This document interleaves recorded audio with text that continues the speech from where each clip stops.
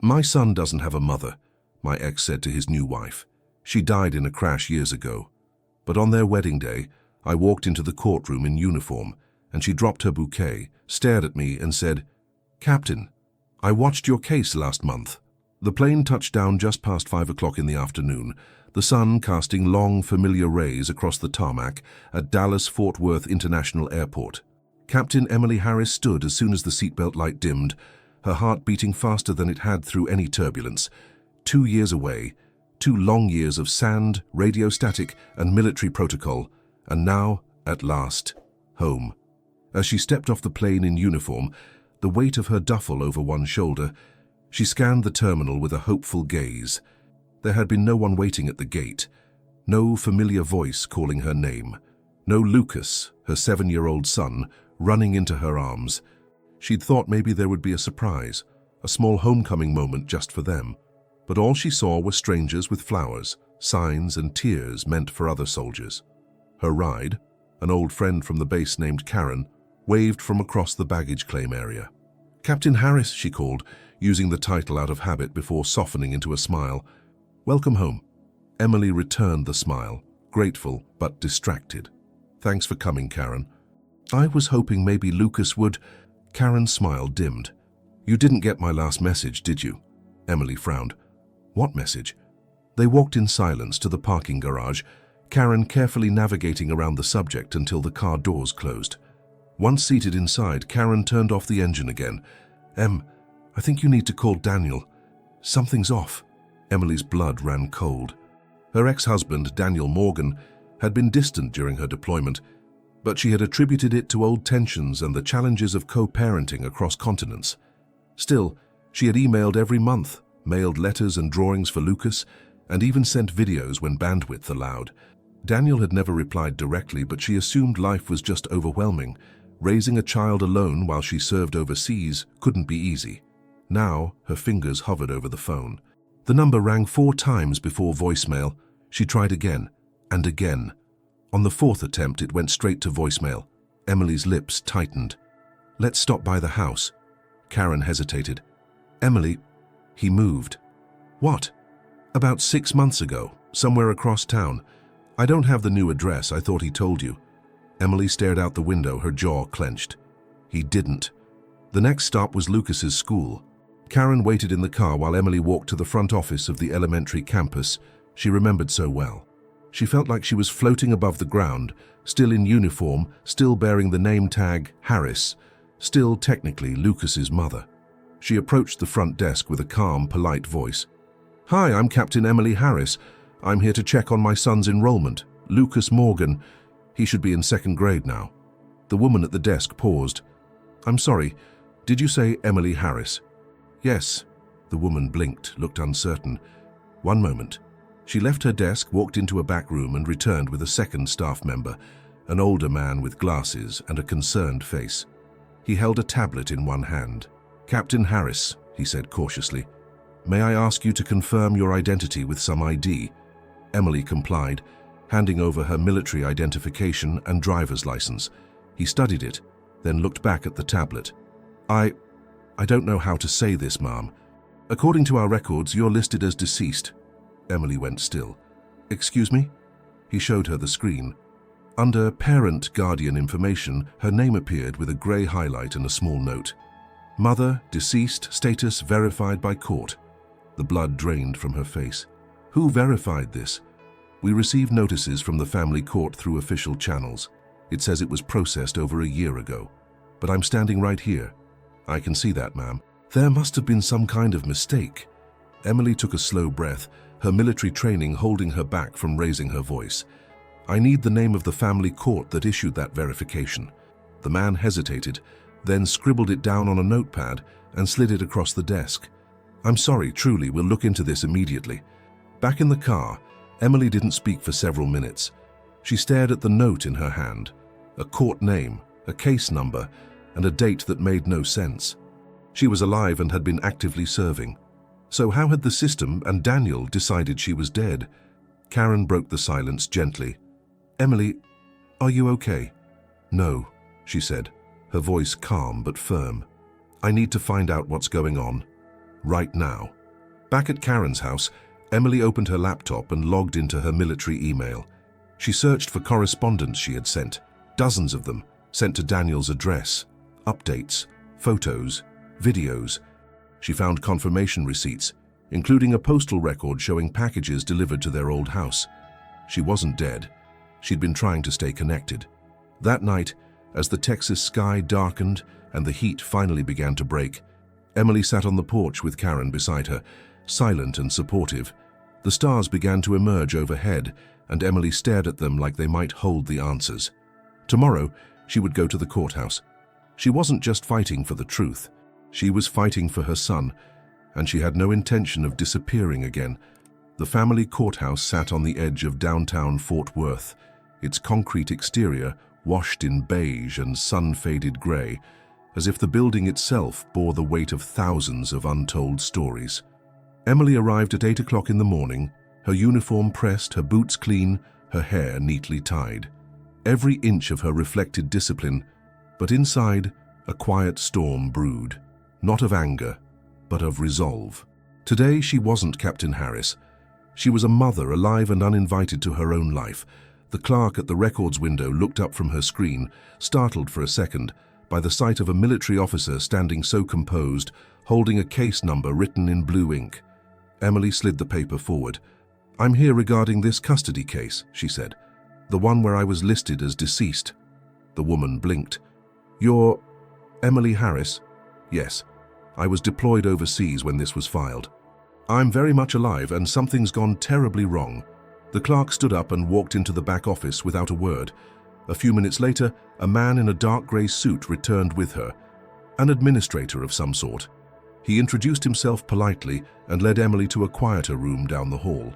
He explained that the documents could not leave the court's custody, but she would be allowed to review everything associated with the case. On the table were 3 thin folders. The first one contained the petition filed by Daniel Morgan almost a year and a half earlier.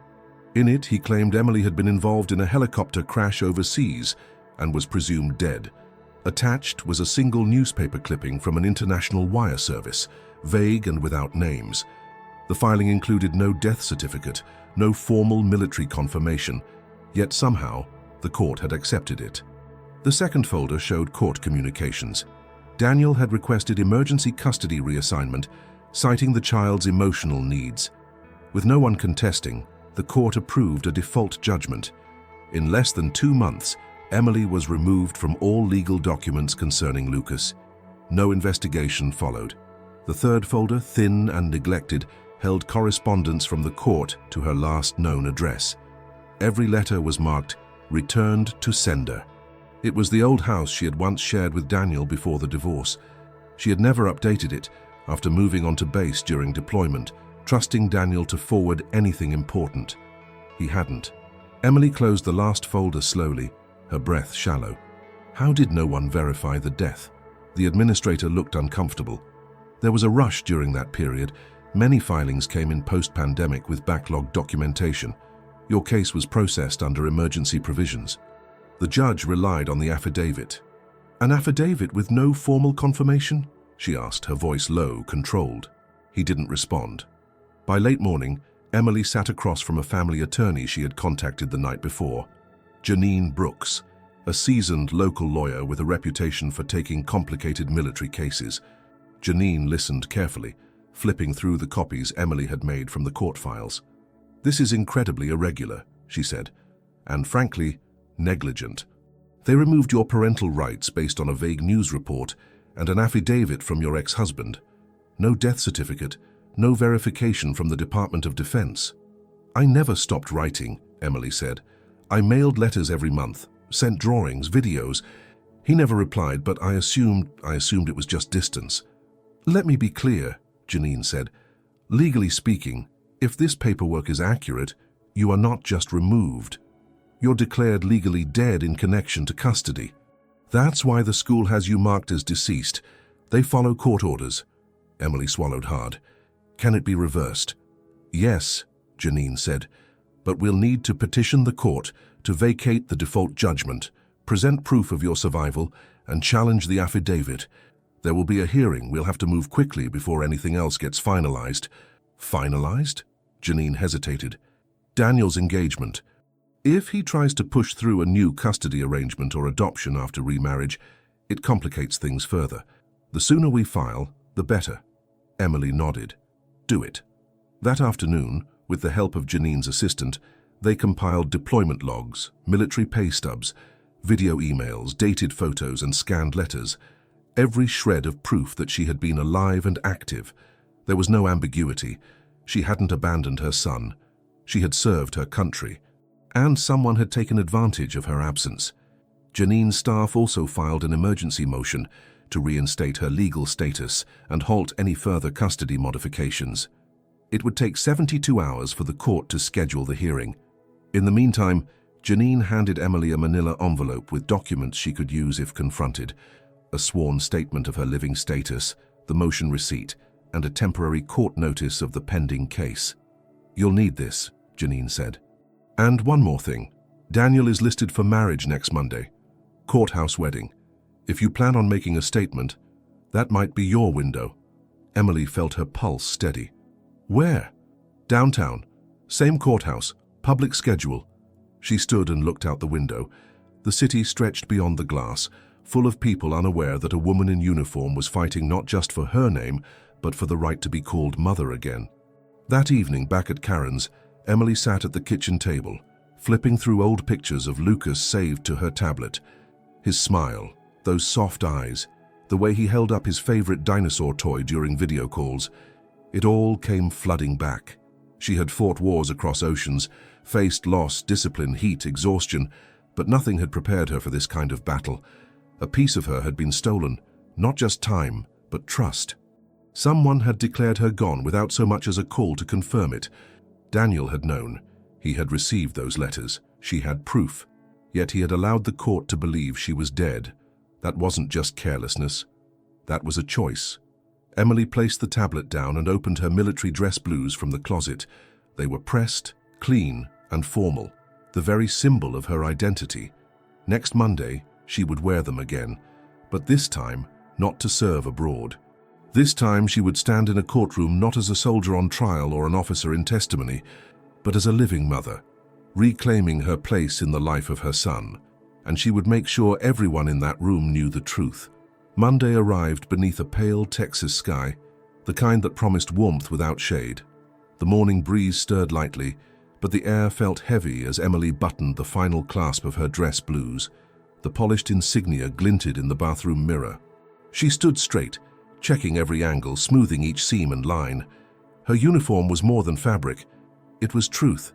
It was the undeniable evidence of life, service, and survival. And today, she would wear it not for ceremony, but for confrontation. Karen waited outside, leaning against her car with a look that wavered between support and concern. "You sure you want to do this?" Emily nodded without hesitation. "He's having a wedding without acknowledging that I exist. He told her I'm dead. He told our son's school I'm gone. That courtroom saw a lie and I'm about to correct it." They drove in silence through the winding downtown streets, passing the courthouse twice before finding a spot. Emily stepped out and adjusted her collar. The crowd gathering outside was small. Family members, a few friends, all dressed in muted tones. Most weddings here were quiet, procedural. That was the appeal. In and out, legal, sealed. She climbed the courthouse steps without pause. Every movement calculated, controlled.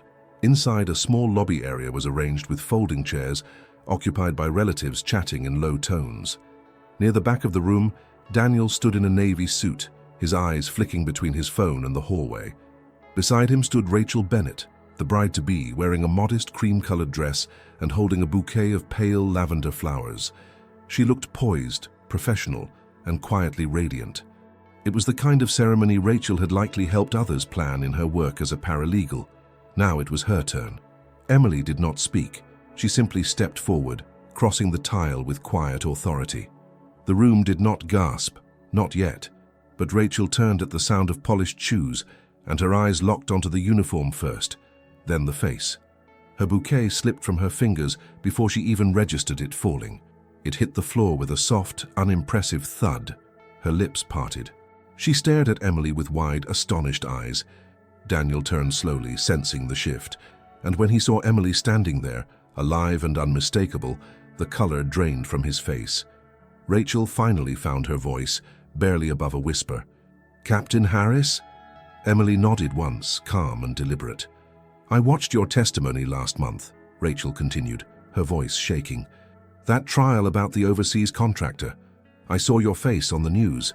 You're very much alive," Emily replied, "and very much the legal mother of Lucas Morgan, though apparently not according to this court, or according to the man standing beside you."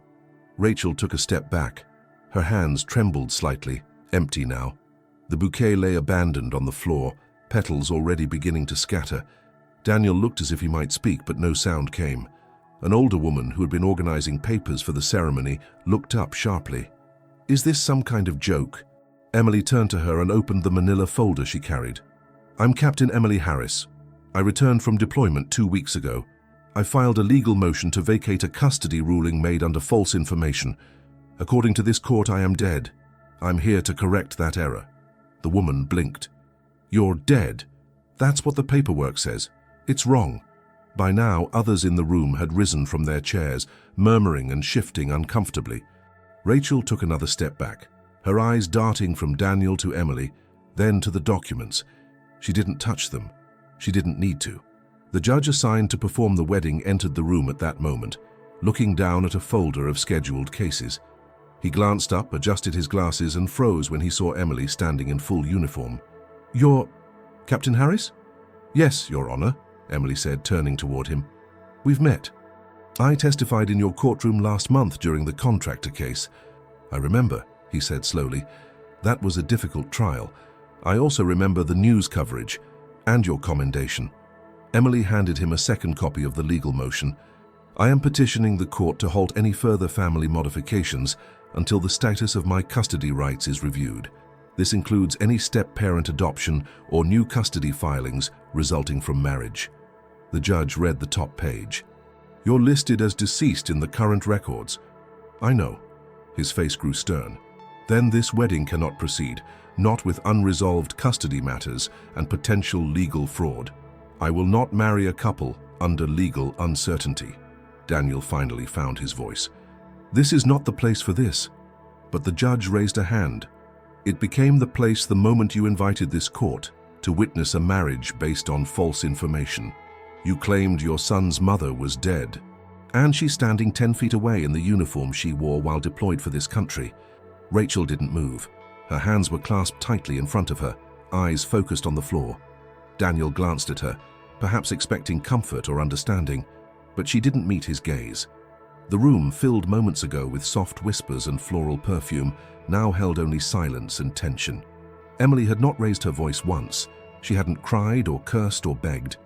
She had walked in and presented herself, alive, present, undeniable. The judge closed the folder. "This matter is tabled indefinitely. Captain Harris, the court will reach out regarding a hearing on your motion." "Thank you, Your Honor," she said, nodding. He turned and walked out, leaving a room suspended in limbo. Emily stepped back, her eyes resting for a second on Rachel. "You deserve the truth. I hope you ask for it." Rachel's lips parted as if to reply, but no words came. Her gaze lingered on the scattered petals of her bouquet. Emily walked out of the courtroom without a backward glance, her boots echoing against the tile floor. Outside, the breeze had picked up. She exhaled for the first time in minutes, the air cool against her skin.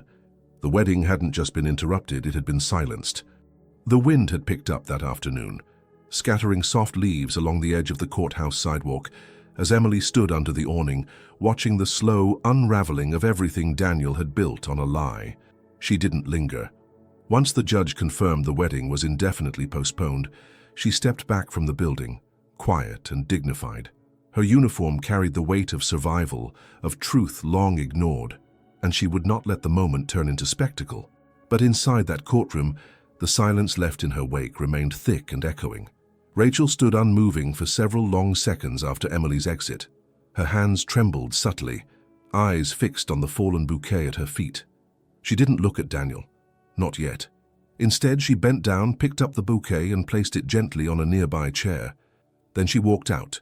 heels clicking against tile, one step at a time, without turning back. Daniel tried to follow her. "Rachel, wait."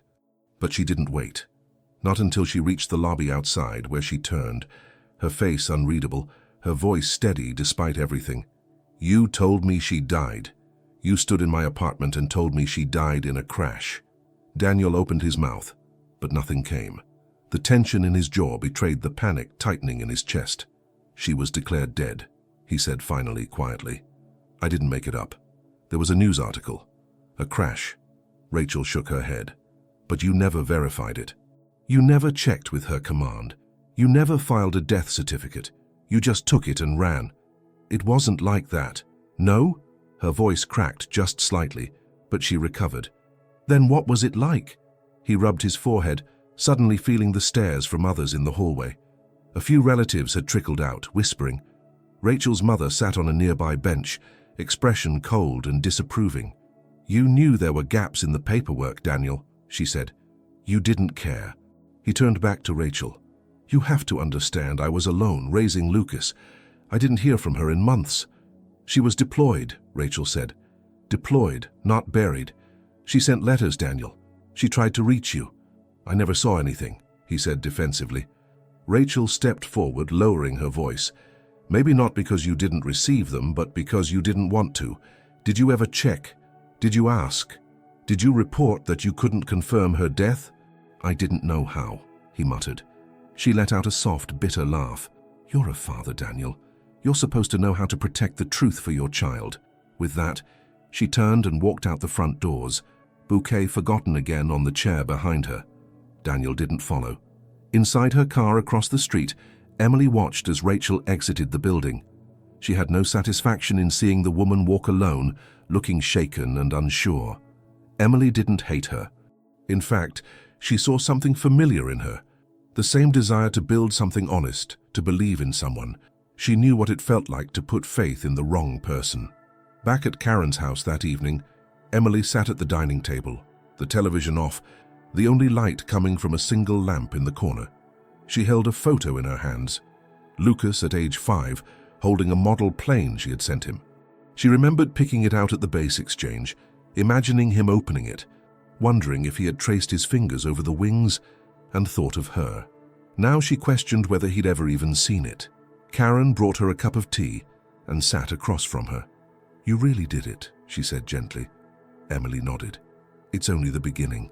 The next morning, Janine called with an update. The courthouse had confirmed receipt of the emergency motion. The hearing to challenge the custody judgment was scheduled for the following week.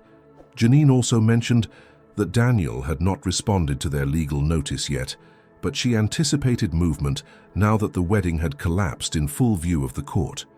Emily asked the question that had been burning in her chest all night. "Do I have any visitation rights in the meantime?" "Technically, no," Janine replied. "Not until we reverse the previous order. But we can request supervised visitation as part of the interim petition. I'll file it today. If the judge sees how well you've handled yourself publicly, they may be more receptive." Emily ended the call and sat still, listening to the soft hum of the refrigerator and the distant chirp of birds outside. Everything in her life had once been structured: shift changes, deployment orders, debriefings. Now she lived in a fog of unconfirmed truths and waiting rooms. Later that day, while reviewing digital scans of old correspondence, she found the folder with over 24 letters she'd mailed from overseas. Each had a photo of Lucas enclosed. She had dated every envelope, included base postmarks, and copied the shipping receipts. The addresses matched Daniel's old house. She forwarded them to Janine's office for documentation. Then she paused. On one of the receipts from over a year ago, the signature space was filled. A name had been written, not Daniel's but someone else's. She zoomed in. It read THR. The courier record showed that the package had been signed for, not returned. Emily leaned back in her chair. She didn't recognize the initials. She cross-referenced the delivery date with other records she had. One of Karen's military friends had access to base-level shipping logs and confirmed that the package left the Air Force depot in Afghanistan and was delivered 3 weeks later. It had never been lost. It had been received. Janine called back just before sunset. "That signature you found?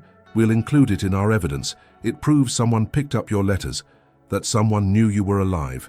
Emily asked quietly, "What happens if the court agrees?" Janine didn't hesitate. "Then we argue that the original custody ruling was based on intentional misrepresentation. If the judge believes Daniel acted in bad faith, we can petition for full reinstatement of your parental rights.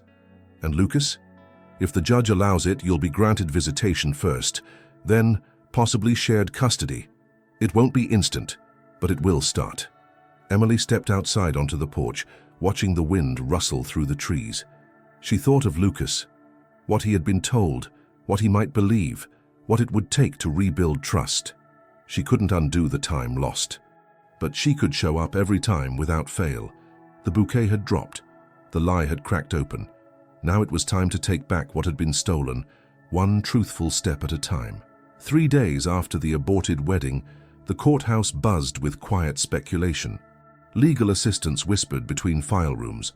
Clerks glanced at the docket with fresh attention, and local attorneys murmured about the soldier who walked into a scheduled marriage wearing full dress uniform and unraveled a lie in front of everyone. The details were few, but the impact had been immediate. A captain long presumed dead was not only alive, she had returned with a case number, a legal motion, and a presence that left no room for doubt. Emily arrived at the court building that morning, flanked by Janine, who carried a portfolio thick with documentation. Every paper was stacked in order, tabbed and indexed. Military orders, letters, deployment rosters, pay stubs, emails, courier records, and now the delivery signature that hinted at deliberate obstruction. It was not just a legal dispute. It was a demonstration of how silence could be used as a weapon, and how easily a person could be erased on paper when the right people failed to ask the right questions. Inside the courtroom, a handful of reporters had been allowed to observe. A local outlet had picked up the story, framing it as a developing custody dispute involving a decorated military officer and a contested parental status. The judge had approved limited media presence, ensuring no photos or recordings, but enough space to let the public know this wasn't just another administrative oversight. This was the reappearance of a mother. Daniel sat at the defendant's table, face tight, posture rigid. He wore the same navy suit, but it no longer gave him the aura of control he once carried. There were dark circles beneath his eyes, a slight tremor in his fingers when he lifted a glass of water. Beside him sat a family attorney who looked about 10 years younger than Janine and far less confident. His file was thin. His eyes darted between Emily and the judge. The room grew still as the bailiff called for order. Judge Sanders, the same man who had paused the wedding, entered and sat with deliberate calm. He glanced through the case folder before addressing the courtroom. This hearing concerns the legal status of Captain Emily Harris in relation to a previous default custody judgment.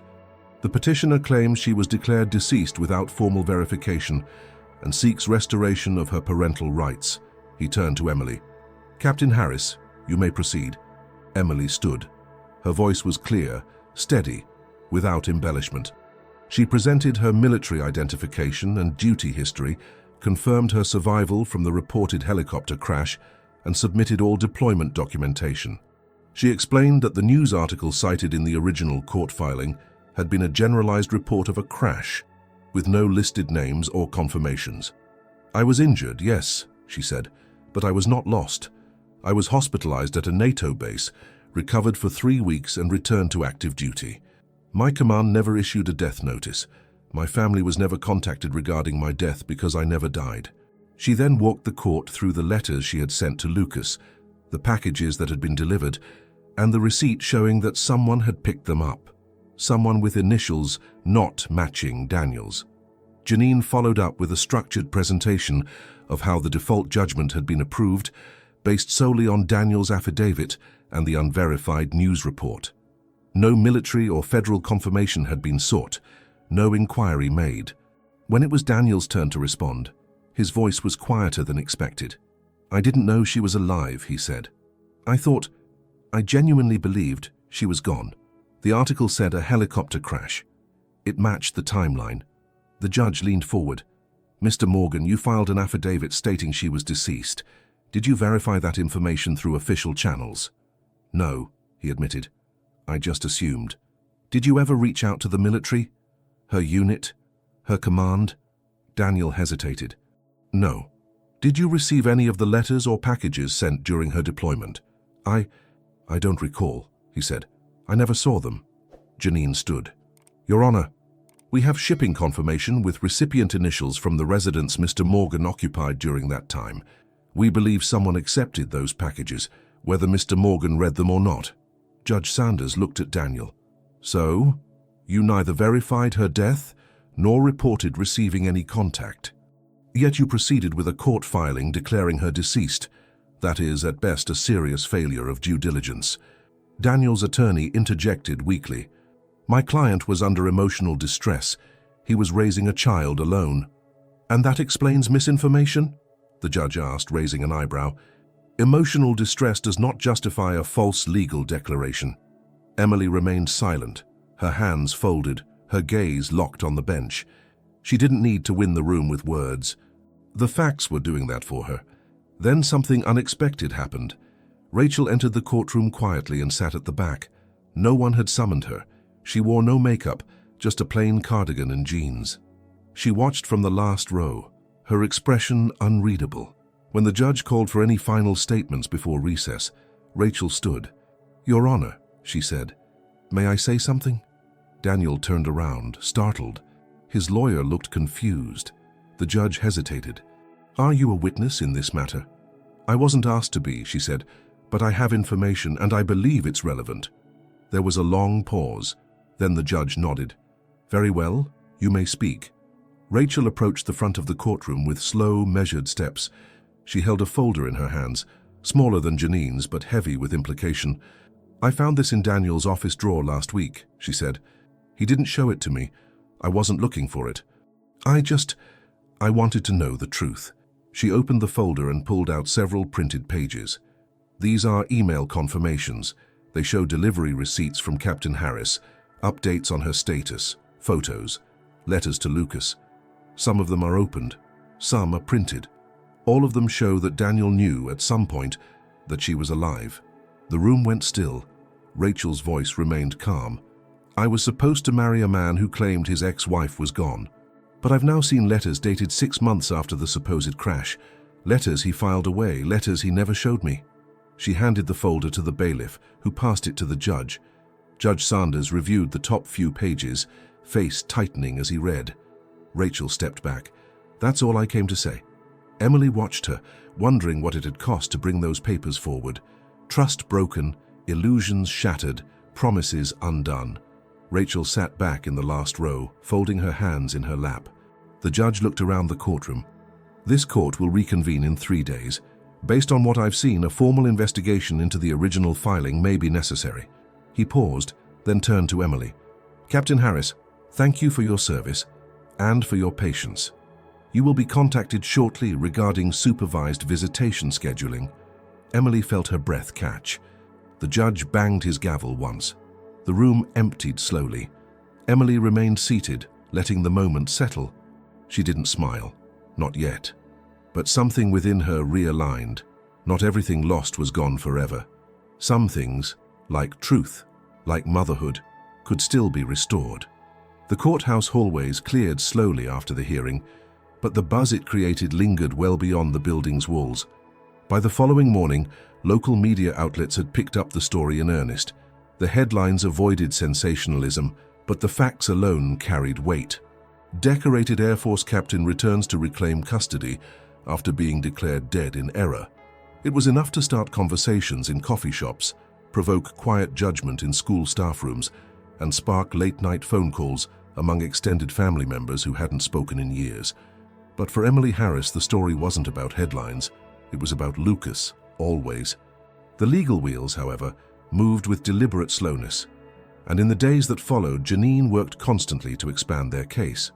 With Rachel's documents now submitted to the court record, the weight of evidence had shifted sharply in Emily's favor. Yet the judge hadn't ruled on full custody restoration. There were procedures to follow, delays to endure, and potential obstacles that couldn't be ignored. Back at Karen's house, Emily had turned the guest bedroom into a small command center. Papers were spread across the bed, color-coded folders sat stacked on the dresser, and her laptop rarely closed. She had spoken to her superior officer twice since the hearing, keeping them informed and requesting an extended leave to settle the custody situation.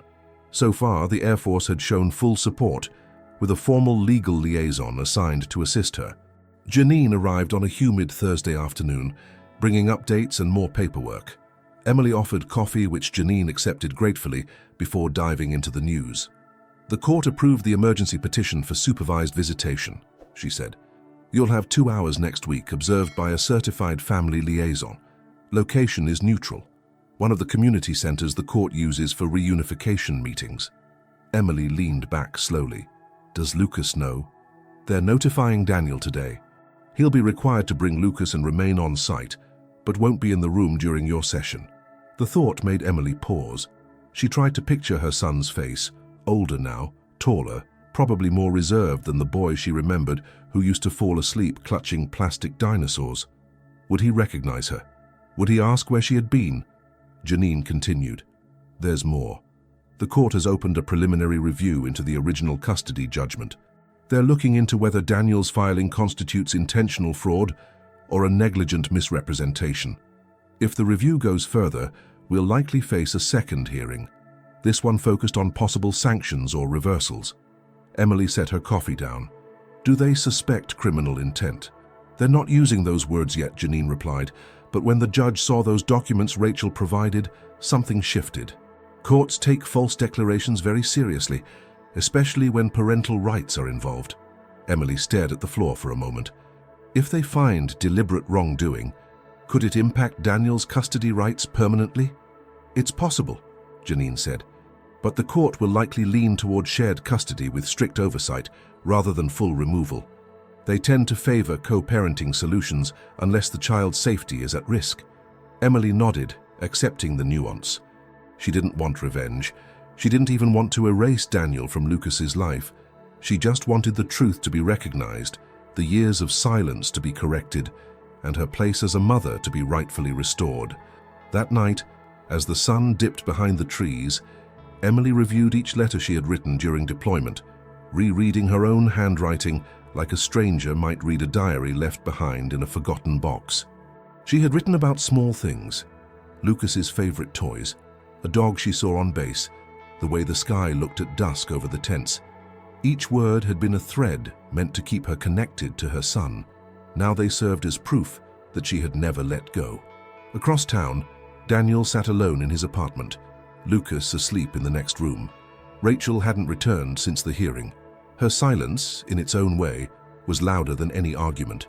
The ring she had worn briefly now sat on the hallway table, beside a note he hadn't opened. He didn't need to read it to know what it said.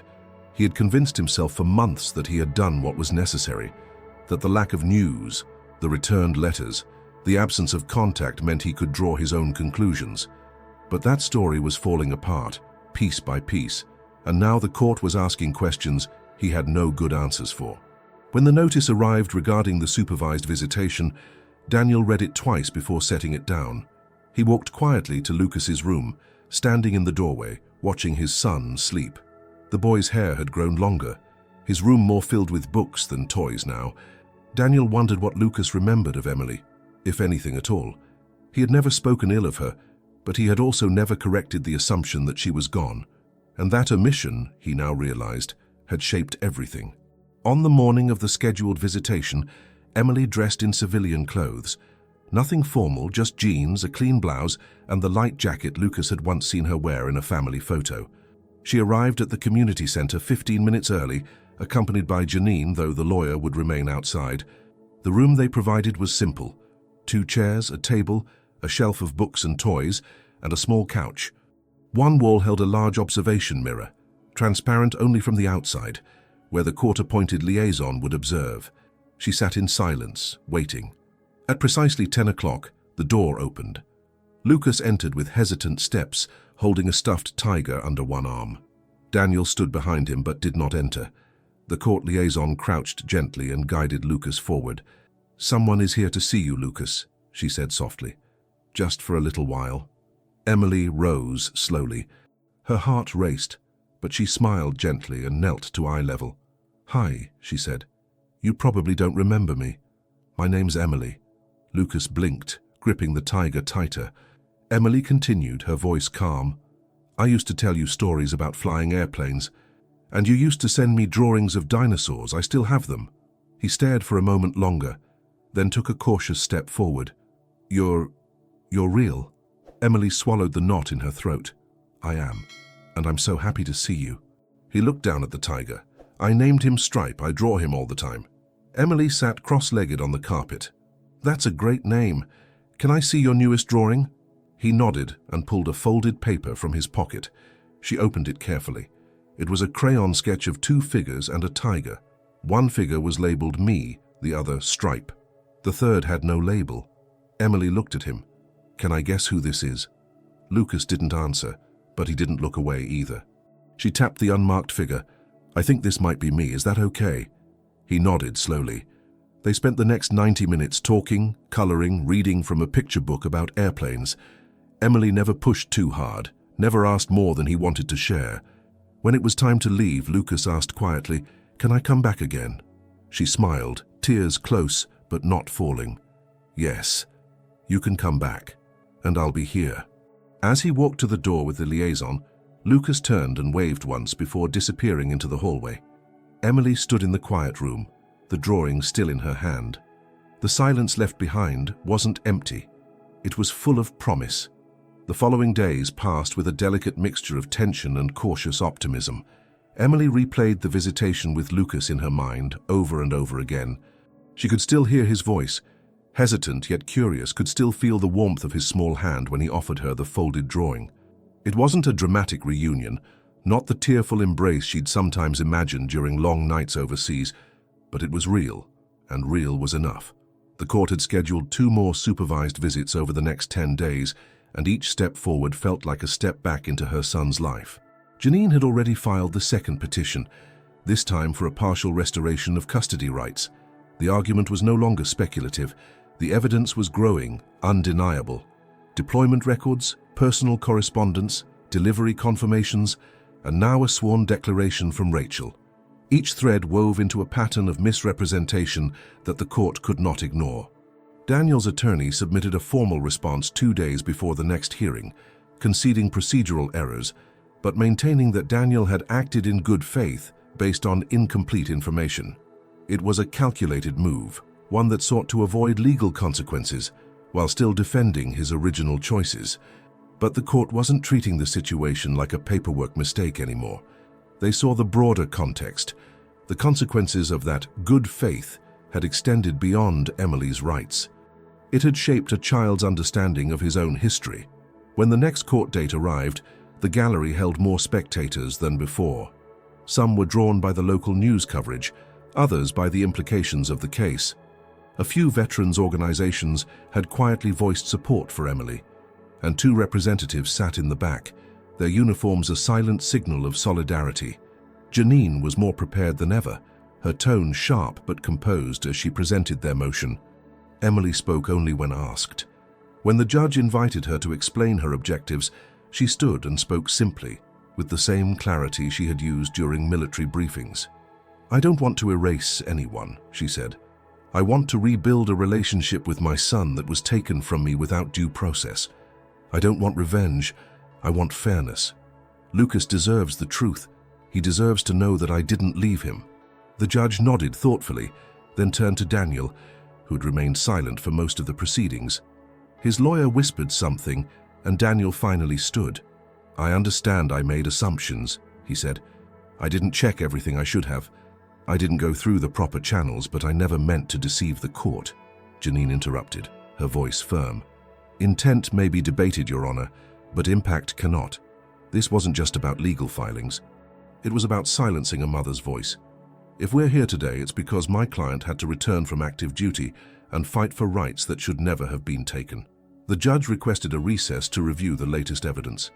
Emily stepped outside with Janine, finding a quiet bench in the small courtyard adjacent to the courthouse. She didn't speak immediately. She sat with her hands clasped, breathing in the scent of dry grass and summer heat. A few feet away, a young father was tying his son's shoes, the boy giggling as his dad struggled with the knot.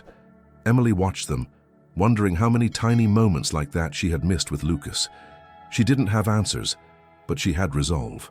Rachel joined them unexpectedly, sitting beside Emily without invitation but not unwelcome. She looked tired, her usual professional polish replaced by something raw, more honest. "I'm sorry," Rachel said, "for everything I didn't question, for not seeing it sooner." Emily glanced at her, nodding once. "You helped, when it mattered." Rachel hesitated, then added, "When I met Daniel, he seemed solid, kind. I believed him because I wanted to believe in something stable, but I should have asked more questions." "We all believe what we need to sometimes," Emily said, "but now that we're here, it's what we do next that matters." Rachel took a breath. "I ended it, in case you're wondering. I figured. He hasn't said much to me since the hearing. I think he's trying to pretend it all just happened, like it wasn't a choice." "It was," Emily said. "He chose silence. He chose the easy version of the truth." The conversation ended there, but something in Rachel's expression changed before she stood and walked back toward the courthouse. Not guilt, something closer to quiet accountability. When the court resumed, the judge issued a partial ruling. Emily's legal status as Lucas's mother was officially restored, pending a full custody review. She was granted extended supervised visitation, with the possibility of unsupervised contact after a court-appointed counselor completed an evaluation of Lucas's adjustment. The judge also ordered Daniel to participate in parental mediation to assess future custody arrangements with a third-party specialist. The ruling wasn't complete justice, but it was movement. And it came with the weight of legal recognition. Emily was no longer a shadow in her son's life. She had a place again, small but undeniable.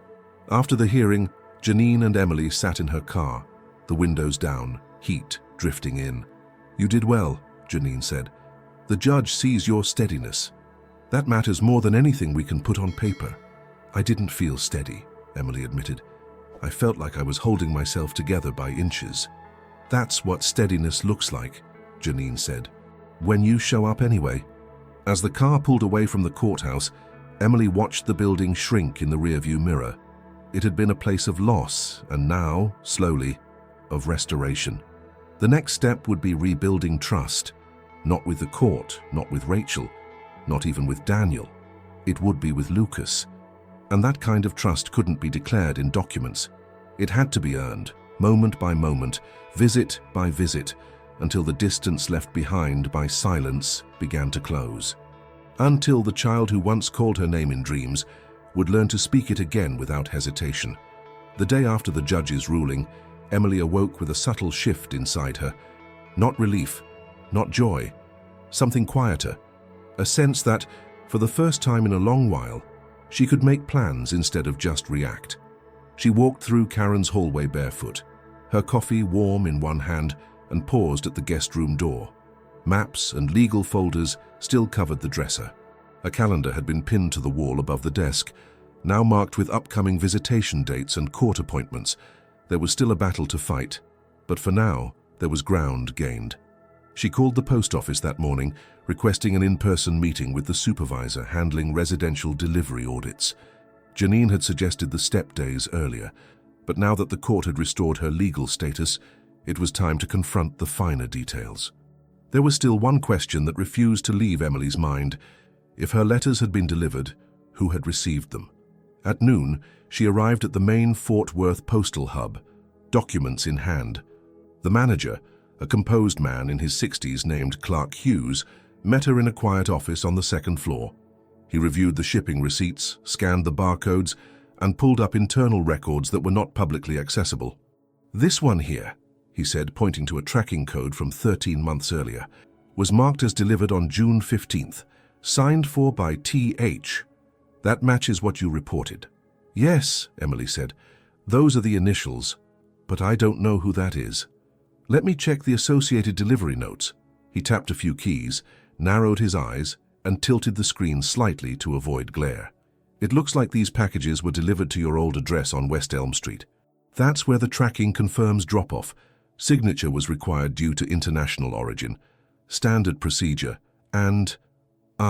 here we go. The T.H.'s signature appears multiple times over a 5-month period."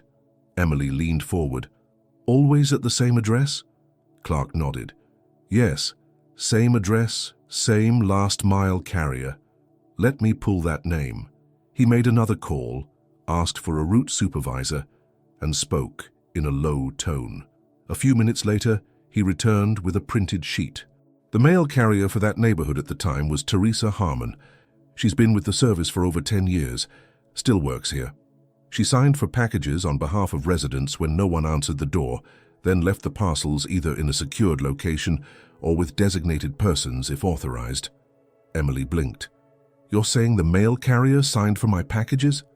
It's likely. And according to these notes, she had standing permission to leave packages with the next-door neighbor, Unit 2, if no one was home at Unit 1. Daniel had lived in Unit 1. Emily remembered the old building, 2 narrow townhomes connected by a shared fence and garden. The neighbor had been a quiet woman, older, often home during the day. Do you know who lived in Unit 2? Emily asked. I can get that for you. Clark returned 10 minutes later. Tenant at the time was Mrs. Tabitha Hughes. No relation to me, despite the name. She moved out 9 months ago. Left no forwarding address, but we do have a phone number on file from her mail hold form. Emily accepted the number and thanked Clark for his time. Back in her car, she stared at her phone for a few seconds before calling. The line rang twice. Hello? An elderly voice answered. Hi, is this Mrs. Hughes? Tabitha Hughes? Yes, speaking. My name is Emily Harris. I believe I used to live next door to you. Well, my ex-husband did on West Elm Street. This is a strange call, but I'm trying to trace some mail that was sent to that address during my deployment last year. A long pause. Oh, I remember you now. You were the military officer, weren't you? We spoke once before you moved. Yes, Emily said carefully. Do you recall receiving any packages that were addressed to me? Actually, yes, quite a few. I kept thinking your husband would pick them up, but they just sat there for weeks. Eventually he did come by, but he didn't seem very eager. Just said thanks and left. Do you know what he did with them? I don't, but they were from overseas. I remember one had drawings inside, bright colors like they were from a child. I assumed they were for your little boy. They were, Emily said, her voice tight. I'm sorry, dear. I thought he was passing them on. He never said anything. You didn't do anything wrong. Thank you for your time. Emily ended the call and sat quietly, her hand still on the phone. So the packages hadn't vanished. They had waited just feet from the place she once called home, unopened for weeks.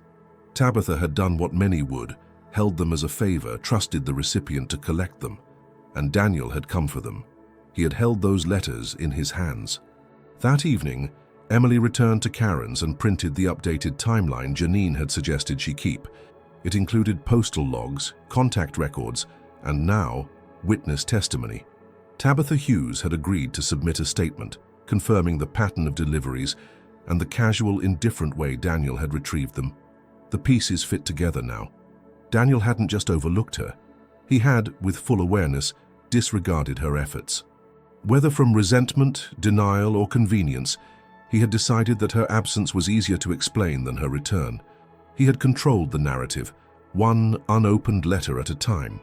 Later that night, Emily reviewed Lucas's old drawings, scanned versions stored on her laptop. She paused at one dated nearly 2 years ago, sent after her second deployment began. It showed a simple house with 2 stick figures, a child and a tall adult holding hands. The child was labeled Me. The adult bore no name, but above their head, Lucas had written, I miss you. Come back soon. He had drawn it for her. She had mailed her response, but he had never seen it.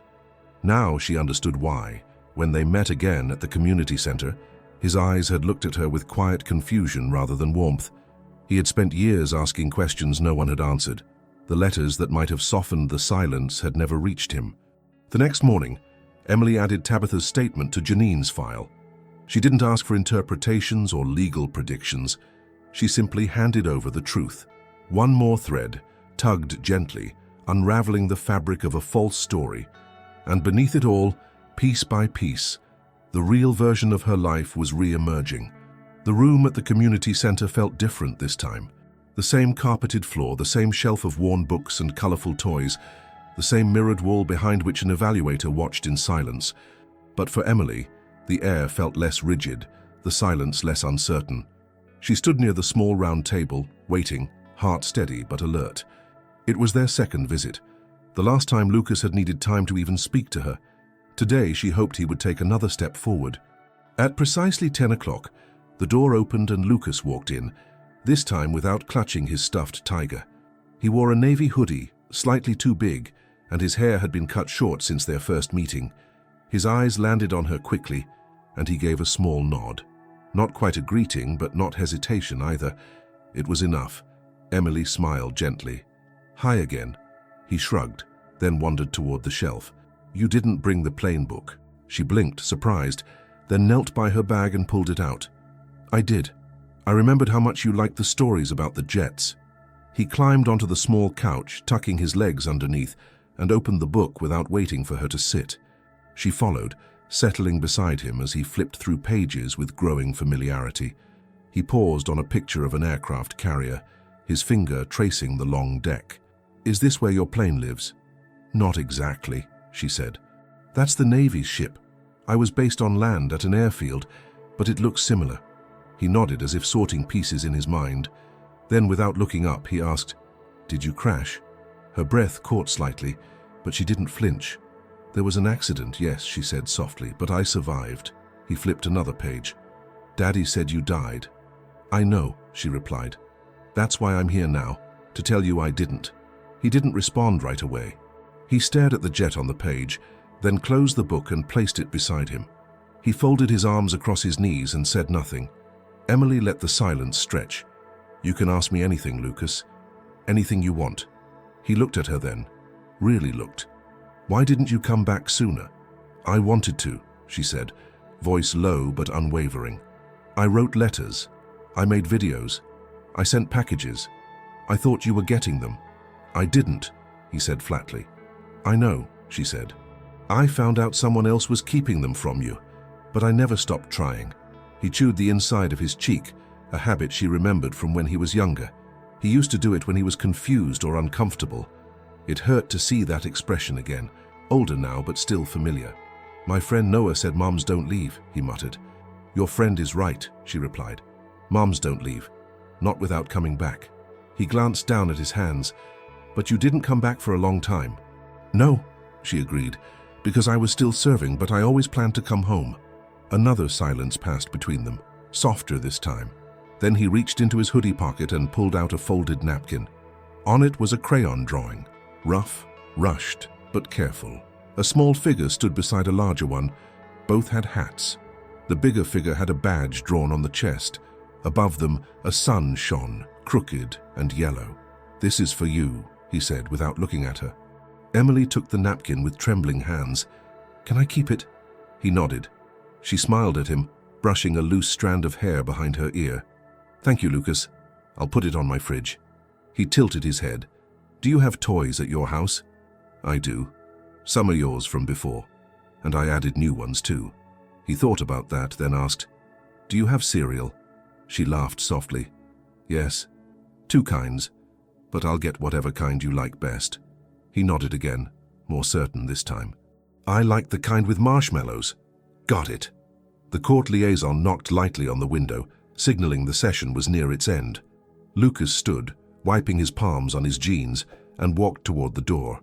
But before stepping through, he turned around and asked, "Are you my mum for real?" Emily rose slowly. "Yes, I am." He looked at her for a long moment. Then he said, "Okay," and walked out. Emily stood in the empty room, the napkin drawing still in her hand. Her chest felt tight, but not with pain.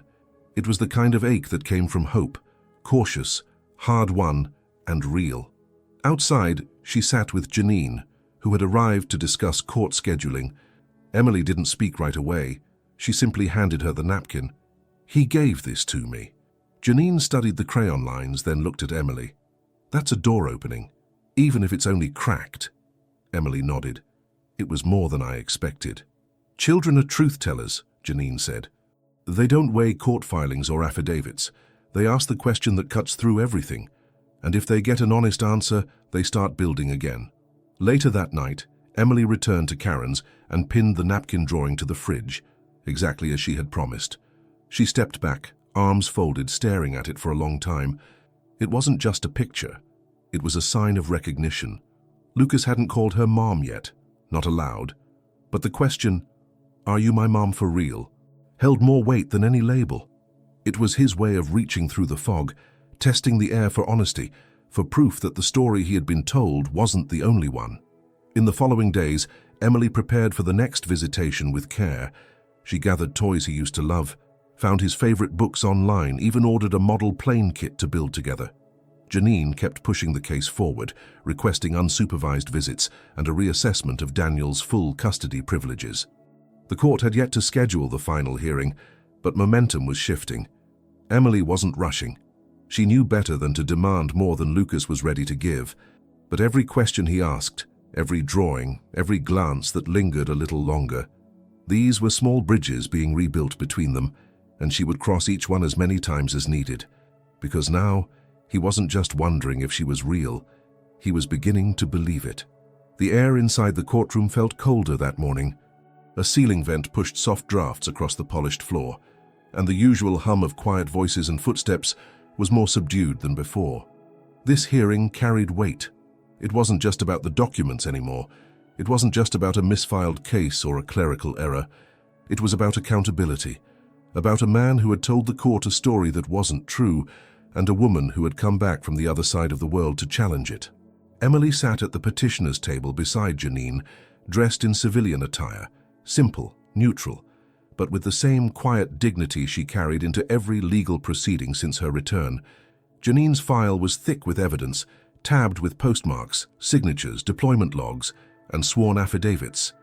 A second file sat unopened, thinner but potent.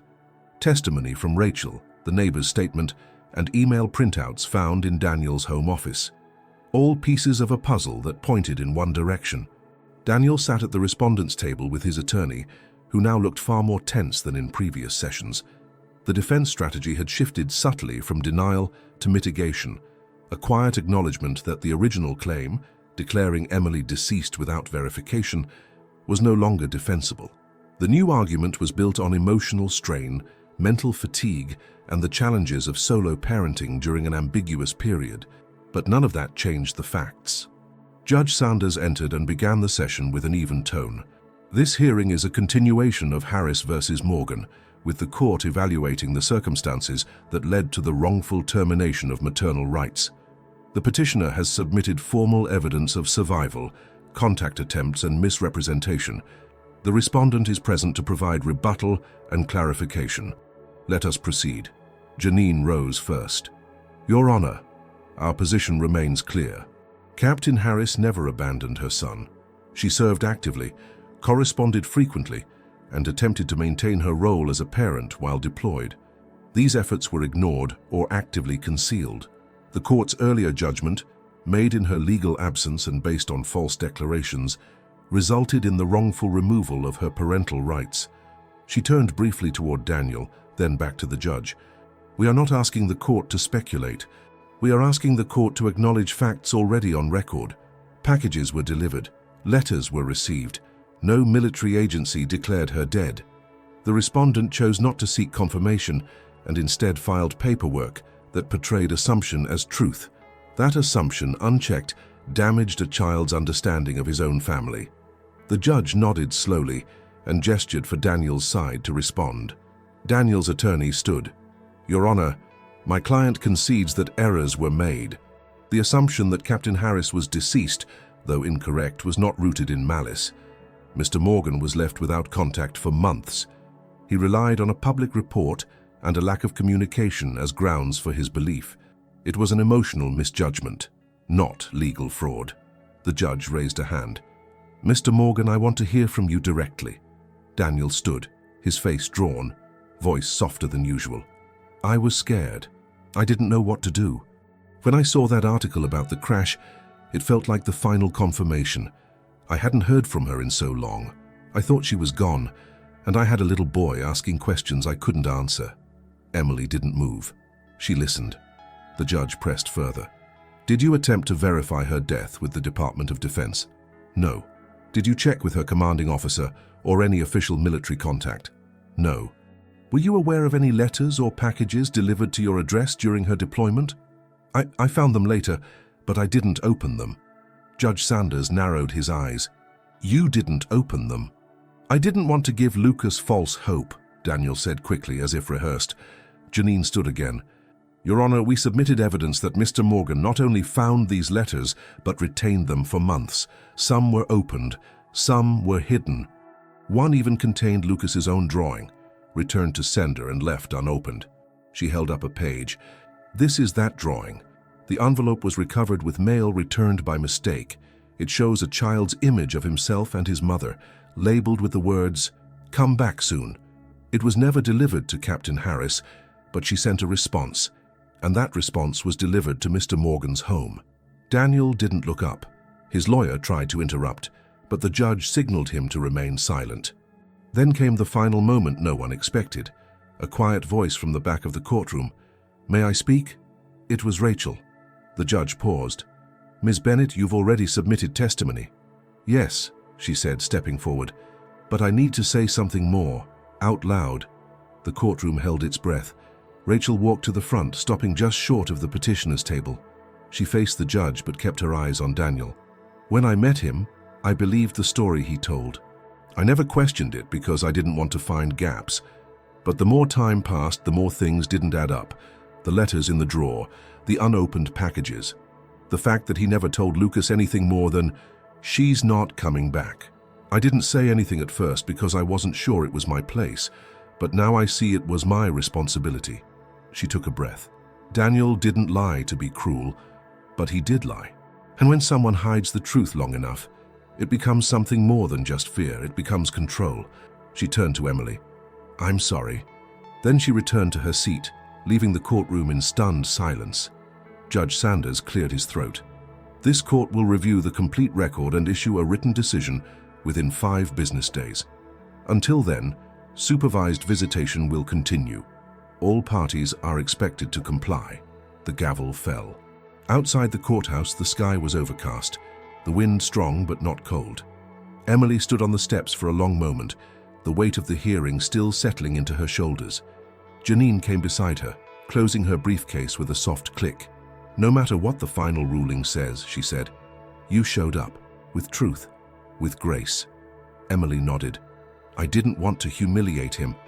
I just wanted the court to see what really happened." "They did," Janine said, "and now we wait." The truth, once hidden in drawers and returned packages, now lived in the open. And in that openness there was no space left for assumption, only accountability, and perhaps a beginning. The courthouse had quieted again, the rush of arguments and declarations giving way to a tense wait for judgment. Emily returned to her routines, aware that every passing day brought them closer to a final decision, but she didn't allow herself to forecast the outcome. She had learned that control was a fragile thing, and she had spent enough time wrestling with what she couldn't change.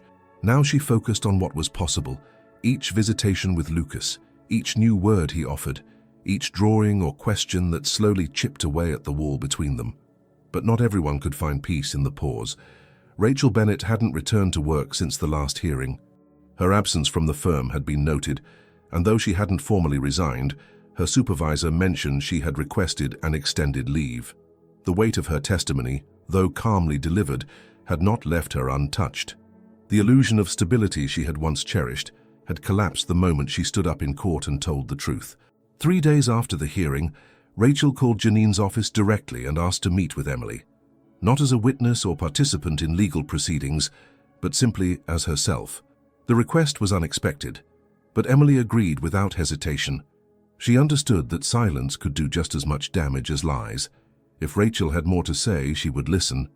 They met in a quiet corner of a local library, near the children's reading section, where plush animals lined the windowsills and soft light poured through tall glass panels. Rachel arrived dressed plainly, carrying a small satchel and looking thinner than Emily remembered. She sat down, opened the bag, and carefully placed a manila envelope on the table between them. "I didn't know how to deliver this through the court," she said, "and I didn't want to wait." Emily didn't reach for the envelope. She let Rachel explain in her own time. "I stayed with Daniel for over a year. I saw the routine, the way he operated. At first I thought he was just overwhelmed, a single dad trying to hold everything together, but eventually things didn't add up. There were these long pauses when Lucas asked about you. He'd change the subject or say something vague. I thought he was protecting him. Rachel looked down. Until I found the letters. At first I thought they were unopened, but then I found the ones that were, some torn, some just, kept. All postmarked, all addressed to Lucas. Your handwriting, drawings, photos. I didn't confront him right away. I just started setting them aside. Emily remained still. And then, one night he came home and saw them laid out on the table. He didn't yell. He just stared at them for a long time and said, "You don't understand what she put me through." Rachel hesitated. He didn't mean war. He meant distance, waiting, not knowing. But instead of living with that, he rewrote the story. First for himself, then for Lucas, and eventually for me. Emily finally reached for the envelope. Inside were 15 pages, printed emails, handwritten notes, and a timeline Rachel had built herself, tracing the delivery and reception of correspondence that Daniel had failed to disclose. It was a thorough record, organized and thoughtful. A mirror of what Janine had compiled, but with additional personal notes that only someone on the inside could have provided. "There's nothing here the court doesn't already know," Rachel said. "But I thought you deserved to see how long I knew, how long I stayed quiet." Emily looked at her. "You told the truth when it mattered. I told it late," Rachel replied, "and I kept telling myself it wasn't my place, but that's just an excuse. I saw a child being told a half story, and I stayed quiet because I didn't want to lose what I had." There was no bitterness in her voice, only clarity. Rachel reached into her bag again and pulled out something small, a thin plastic case, the kind used for USB drives. "There's a video in here. I made it 2 weeks before the hearing. It's me, talking to the camera, just saying everything I couldn't say to Daniel. It's not meant for court. It's not evidence. But if Lucas ever asks who I was or why I walked away, maybe this will help him understand." Emily took the case gently. "Thank you." Rachel nodded. "He's a good boy, smart, thoughtful. He doesn't talk a lot about feelings, but he watches everything. I think that's why he drew you on that napkin." Emily smiled faintly. "He didn't label it. He just let me guess. That's how he is," Rachel said. "Careful, but open if he trusts you." They sat in silence for a while, surrounded by the low hum of children's voices and the rustle of picture books. Eventually, Rachel stood. "I'm leaving Texas," she said. "My sister lives in Oregon. She offered me a place to stay, and I think I need the distance to figure things out." Emily stood too. "I hope you find what you need." Rachel gave a small nod. "You won't need luck in court. The truth is enough." Then she turned and walked away, quiet and purposeful, her exit as unceremonious as her entrance. Later that night, Emily sat alone at Karen's dining table with the USB drive plugged into her laptop. The video was simple. Rachel seated on her old living room couch, speaking directly into the camera. She didn't cry. She didn't blame. She talked about confusion, about believing things that felt convenient, about loving a version of someone that didn't quite exist. Near the end, she said, "If Lucas ever watches this, I want him to know that I cared, that I didn't want to be part of a lie, and that sometimes doing the right thing comes too late, but it still matters." Emily closed the laptop. She didn't know whether she would ever show the video to Lucas, but she would keep it, not for leverage or evidence, but because it told another part of the story. A story not about villains and victims, but about choices, and the moments people chose to stop running from the truth. The court's final ruling was now only days away. Janine had confirmed the judge was reviewing final submissions, and that the last supervised visit had gone well enough to warrant consideration for unsupervised weekend time. The counselor assigned to observe Lucas's adjustment noted a strong emotional response to Emily's presence, reserved at first, but increasingly warm, curious, and comfortable. No one could restore what had been taken, but there were still things to build, still moments to create. And Emily was ready now more than ever to meet her son, not as a stranger or a name from the past, but as the mother he was slowly starting to believe she had always been. The final ruling arrived on a Wednesday morning, delivered by certified mail to Janine's office, and scanned immediately for Emily's review. The email came through just after 10 o'clock, its subject line marked with a neutral but unmistakable tone. Custody judgment. Final court order enclosed. Emily sat on the edge of the guest room bed, her phone in one hand, Janine's forwarded message open in the other. She took a long breath before opening the file. The document was thorough, spanning 12 pages of analysis, citations, and judicial conclusions. Judge Sanders had written it himself, in formal but clear language, and while it avoided emotional embellishments, it did not hesitate to acknowledge the court's role in the breakdown that had occurred. In the first paragraph, he reaffirmed Emily's legal identity as Lucas Morgan's mother, nullifying the previous custody termination in full. He then detailed the court's findings: that Daniel Morgan had filed declarations with insufficient evidence, that material communications from Emily had been knowingly withheld, and that Lucas had been denied the presence of a willing and capable parent without due process. But what followed was what mattered most. The order granted Emily immediate shared custody, with a structured transition schedule to help Lucas adjust. For the next 6 weeks, she would have weekend visitations, starting with one overnight and increasing to full weekends. After that period, the court would review progress and likely move to a more balanced weekly arrangement. Daniel would retain shared custody, but under the conditions that he participate in a series of parenting workshops, submit to mediation with a licensed family counselor, and adhere to all terms of the ruling without exception. Any breach would result in a re-evaluation of custodial privileges. When she finished reading, Emily set the phone down and let her hands rest in her lap. She didn't cry. The weight she carried didn't dissolve, but it shifted. She was no longer fighting to be seen. She was now part of Lucas's life in a way no paperwork could erase again. She called Janine immediately. "I read it," she said simply. Janine's voice came through the line, calm but proud. "It's done. You're officially back in his life with the court behind you." Emily nodded. "Thank you for everything." "You did this," Janine replied. "You showed up, every step." Later that afternoon, Karen prepared a quiet dinner to mark the moment. Nothing ceremonial, just a meal shared in calm. Emily told her about the ruling, about the structured visitation schedule, and about Lucas's counselor, who had sent a separate note that morning. The counselor's words were brief but encouraging. Lucas responds to Emily with increasing ease, recommends unsupervised visitation beginning this weekend. Friday came with cool air and a clear sky. Emily arrived at the appointed time, pulling into the lot outside the family services office where Daniel would meet her with Lucas. She waited in the car for a moment, watching the building, then stepped out and leaned against the hood, arms crossed. A few minutes later, Daniel's car pulled in. Lucas got out first, backpack slung over one shoulder. He spotted Emily and smiled, an unforced one this time. It wasn't wide, but it was real. Daniel exited more slowly, holding the child's overnight bag. He walked up to her with no ceremony, just a quiet nod, the weight of the court ruling still settling between them. "He's ready," Daniel said. Emily met his gaze, then glanced at Lucas. "You have everything you need?" Lucas lifted the backpack. "And Stripe," he added, patting the tiger's head where it poked from the zipper. Daniel handed over the overnight bag. "I'll see you Sunday." 3 o'clock, she confirmed. He hesitated, then added, "I told him he can call me any time." Emily nodded. He should. Lucas walked beside her as they moved toward her car.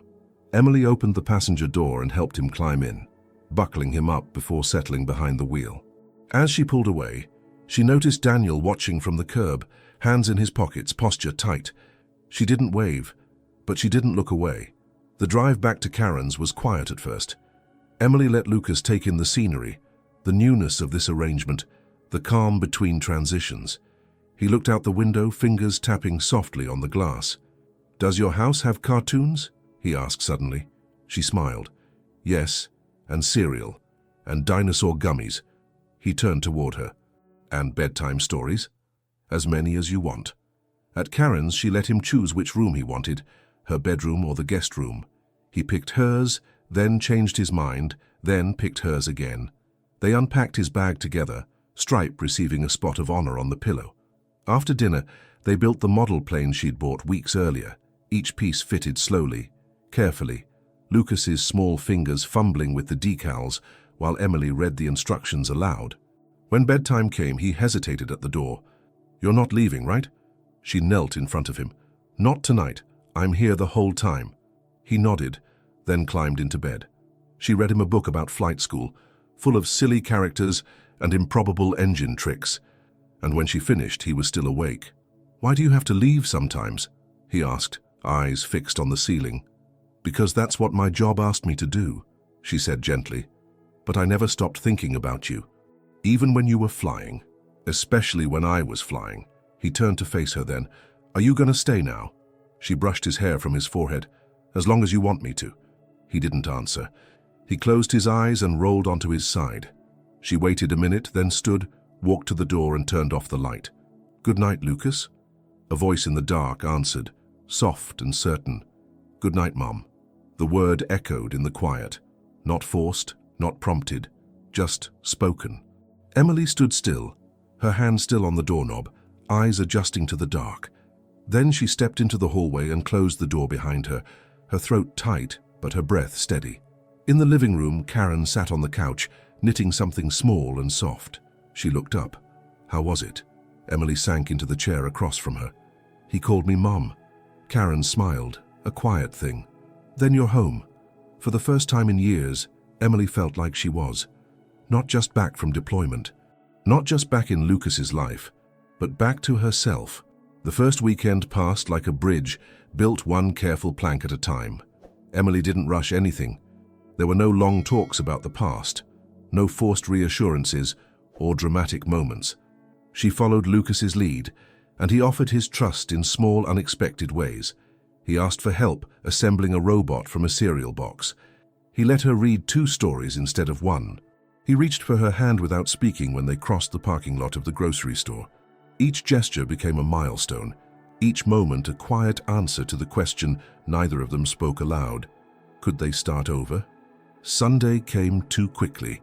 As the clock edged toward 3 o'clock in the afternoon, Emily packed his bag with calm hands, careful not to let him see the heaviness she felt. Lucas sat on the floor beside Stripe, pretending the tiger was giving a weather report on an upside-down remote control. He didn't seem anxious, but he didn't move quickly either. When she told him it was time to go, he didn't protest. He simply stood, lifted Stripe and followed her to the car. Daniel was already waiting when they arrived. He stepped out of his vehicle with an unreadable expression, standing with his hands behind his back as Lucas climbed out of Emily's passenger seat. "Did you have a good time?" he asked his son, kneeling to eye level. Lucas nodded. "We made pancakes." "Nice," Daniel said. "Did you remember to brush your teeth?" Lucas grinned faintly. Every night. Emily remained by the car, giving them space. Daniel rose and walked over to her, keeping his voice low. "He looks happy," he said. "I didn't think it would happen this fast." "He's still figuring it out," Emily replied. "So am I." Daniel hesitated. "I've started the parenting classes." She glanced at him. "Good. I know I'm not going to be forgiven overnight." Emily didn't respond right away. Then she said, "This isn't about me forgiving you. It's about making sure Lucas doesn't grow up thinking silence is normal." Daniel nodded once, then took Lucas's hand, guiding him back toward their car. As he opened the door, Lucas looked back over his shoulder. "Can I come back next weekend too?" The question was direct, clear, and full of certainty.